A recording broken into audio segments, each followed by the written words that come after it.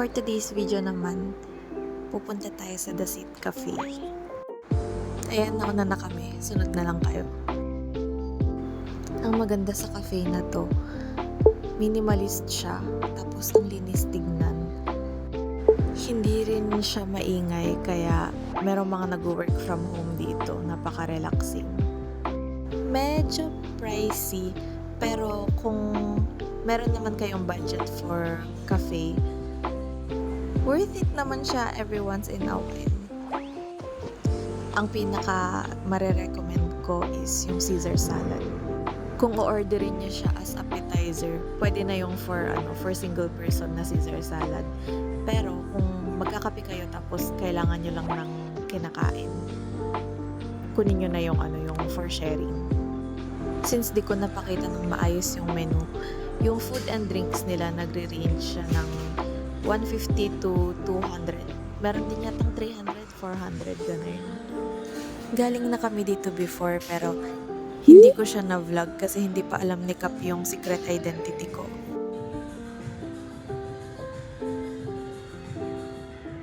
Ang dami pala sa menu mo, baby. Ang dami pala sa... Naalala ko dati dito rin sa cafe na to nung napagsabihan ko si Cap na mag-order ng ibang coffee kasi lagi na lang caramel macchiato. Ang in-order ko dito is Saikoro Wagyu fried rice.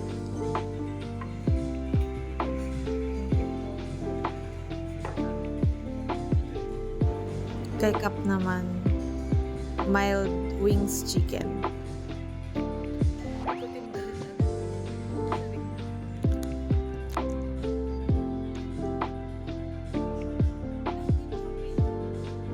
Yan naman yung Caesar salad.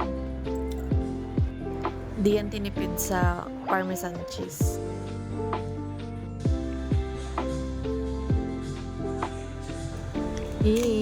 Tignan nyo, gentleman yan. Inayos niya talaga yan kasi mahilig din yan mag-picture-picture eh. Nung first time kaming nagpunta dito, yung dessert nila nakakan.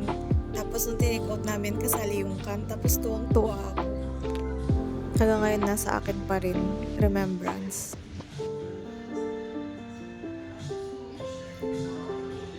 Buti na lang di magaling magpaikot to.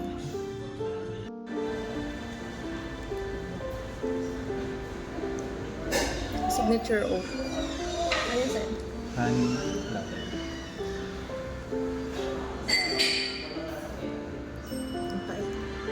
Okay, ubos na po.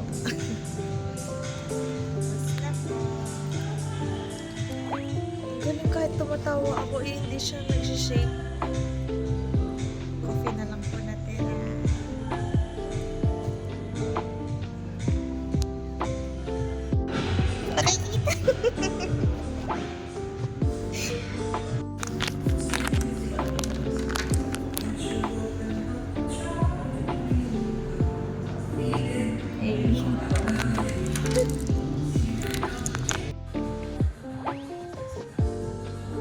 Ayun lang naman po.